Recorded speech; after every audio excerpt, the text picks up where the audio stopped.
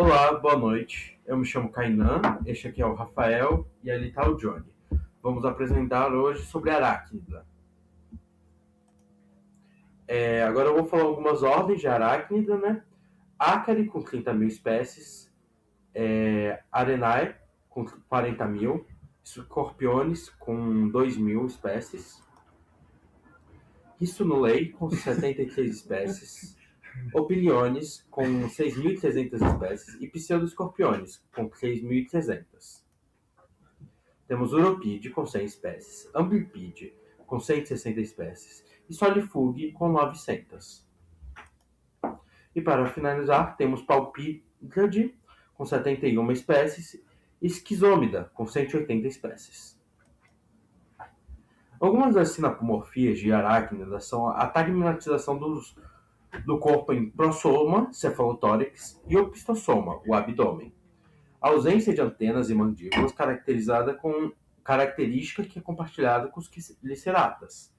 O primeiro par de apêndices se transforma em quelíceras e o segundo em pedipalpos. 4 pares de pernas locomotoras nos adultos, 8 pernas. A respiração aérea é realizada por pulmões foliáceos, traqueias ou ambos. Então ele possui pulmões foliáceos, traqueias ou ambos, representando uma adaptação à vida terrestre. Restrição por glândulas coxais e túbulos de Malpighi. Olhos simples na maioria dos grupos e a predação com digestão extracorpórea. Ele basicamente vai começar a digerir o inseto ou a presa dele antes de fagocitá-la. O plano corporal básico é dividido em 2 tagmas: prosossoma, cefalotórax, opistosoma, a região do abdômen. O prossoma, composto por 6 tagmas, portanto 6 pares de apêndices, que são um par de quelíceras, um par de pedipalpos, 4 pares de pernas locomotoras e ausência de antenas.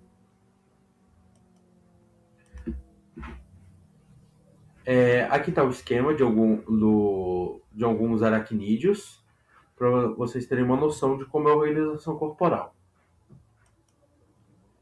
A filogenia básica deles eles estão no filo Arthrópoda, no subfilo Chelicerata, na classe Euchelicerata e na subclasse Arachnida. O que eles comem? Eles têm uma dieta predominantemente carnívora, ou seja, eles são predadores de pequenos invertebrados, e o modo de alimentação é através da captura com as quelíceras. Frequentemente presente o uso de veneno e digestão extracorpórea, ou seja, eles injetam enzimas digestivas na presa para digerir antes de se alimentar. Algumas exceções, os carrapatos, que são hematófagos, e muitos ácaros, que são fitófagos, fungitívoros, detritívoros, parasitas ou predadores. Alguns opilhões, que são onívoros e necrófagos. Um palpígrado conhecido alimenta-se de cianobactérias. Um exemplo de um escorpião predando um inseto. E quais são as subdivisões dos órgãos digestivos? Eles têm aí o trato digestivo anterior, que é formado pela boca, faringe, esôfago, estômago e estômago sugador, no caso das aranhas, e aí é responsável pela ingestão e sucção do alimento. O trato digestivo médio, que é composto pelo intestino médio, os secos digestivos, que são as glândulas digestivas, as bolsas esterocoral, que no caso das aranhas, e são responsáveis pela digestão química e absorção. Já o trato digestivo posterior, que é composto pelo reto e o ânus, são responsáveis pela formação e eliminação das fezes. Aqui um esquema representando o sistema digestivo. As principais, quais as superfícies de troca gasosa? Tem presença de pulmões foliáceos, constituído por invaginações da cutícula, formando bolsas com numerosas lamelas que aumenta a superfície disponível, né, para troca gasosa.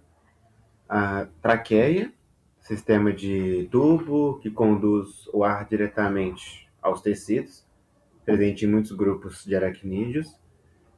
E pode ser também pela cutícula, superfície corporal, em alguns grupos, né? Parte da troca gasosa também pode ocorrer diretamente através da cutícula, especialmente em espécies pequenas.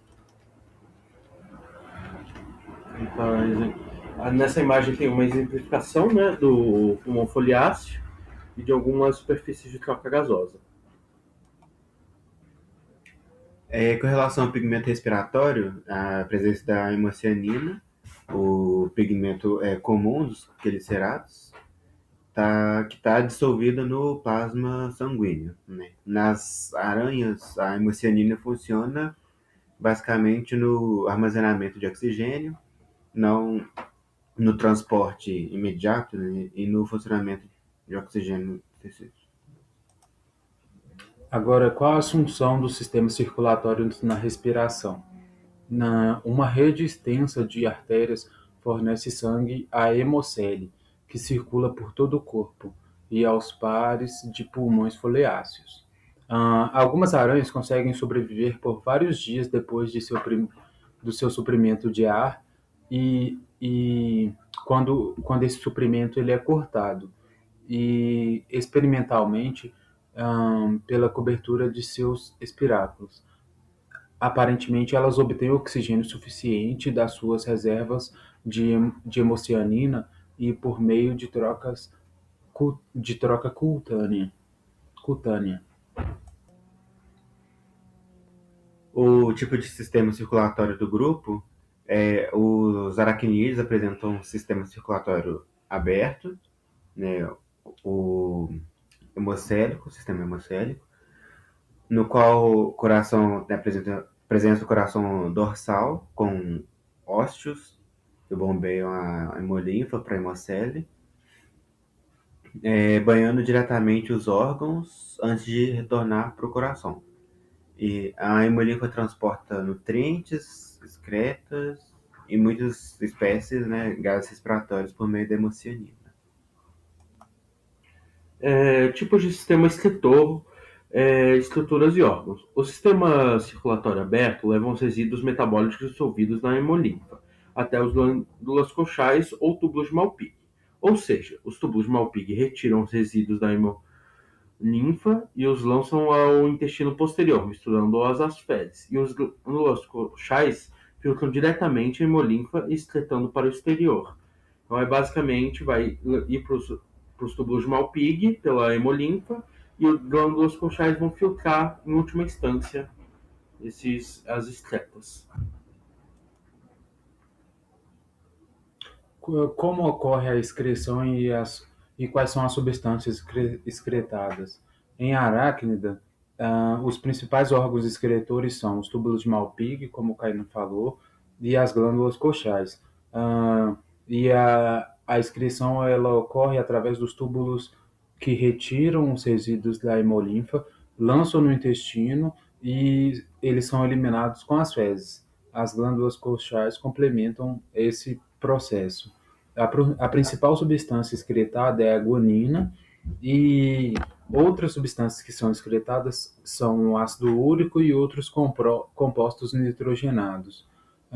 E a forma de eliminação é através de resíduos semissólidos, reduzindo a perda de água. Como o sistema nervoso está organizado? Ele é organizado em protocérebro, que inerva os olhos, o deuterocérebro, que inerva as quelíceras, e o triocérebro, que inerva os pedipalpos. O esquema vai demonstrar essas regiões.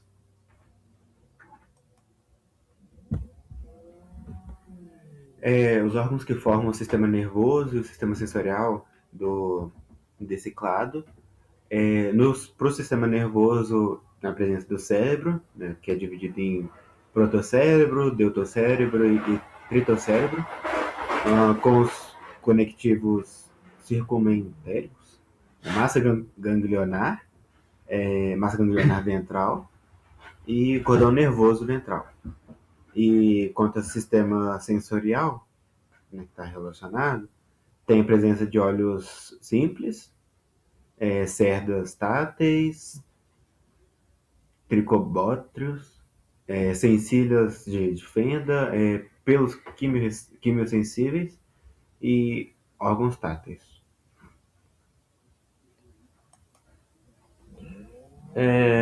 Os tipos de esqueletos presentes no grupo vai ser o exoesqueleto quitinoso articulado secretado pela epiderme, constituído principalmente por quitina associada a proteínas, organizado em placas rígidas e unidas por membros articulares, permitindo o movimento do corpo e dos apêndices. Serve como ponto de inserção do músculo, proporcionando sustentação, proteção e locomoção. Agora sobre a equidise. Em Aracna, eles realizam a equidise e as fases são as seguintes. Tem a intermuda, que é o crescimento dos tecidos, ou seja, os tecidos crescem. A pré-muda, que é a digestão parcial da cutícula antiga e a formação da nova cutícula, porque antes de realizar a equidise, a cutícula interna ela já tem que estar formada. A equidise propriamente dita, que é o desprendimento da cutícula antiga, que é chamada de exúvia, e é o momento em que o inseto sai de dentro dessa exúvia. O pós-muda, que é a expansão do corpo e o enrijecimento da nova cutícula por esclerotização. A nova intermuda, ela é o crescimento, é o período que é considerado do crescimento até a próxima muda ser realizada. Tipos de fecundação e transferência de espermatozoide. Nos aracnídeos, a fecundação é interna e a transferência de espermatozoides ocorre principalmente de forma indireta, por apêndices modificados ou por espermatóforo. Né? E em poucos grupos, como a maioria dos opiliões e alguns ácaros, a transferência é direta, realizada por um pênis.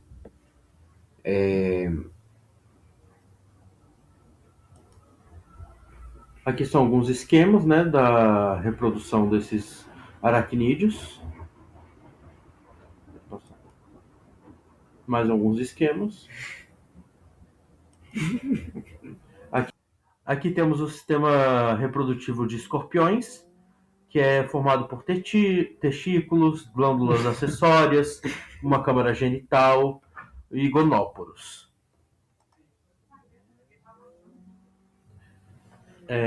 Agora sobre o desenvolvimento embrionário e pós-embrionário do grupo, sobre os tipos de desenvolvimento. Desenvolvimento direto, os ovos eles são ricos em vitelo e os embriões eles são protegidos em casulos, ovos ou incubados pela fêmea. Em aranhas tem a peribástula, a gastrulação, a pré-larva, a larva, a ninfa e o adulto. Em escorpiões, eles são vivíparos ou ovíparos. Os jovens eles são carregados no dorso da mãe na fase mais juvenil. O desenvolvimento pós-embrionário, eles têm crescimento por sucessivas mudas, ou no caso as equidizes que a gente já falou, sem metamorfose e com exceção de ácaros e recinuleídeos, que eclodem como larvas hexápodes e eles adquirem as características após uma muda, mais ou menos, eles adquirem um quarto par de pernas após a muda. Aqui alguns esquemas, né, do desenvolvimento. Podemos ver o desenvolvimento de aranhas no ovo, uma imatura e a aranha adulta.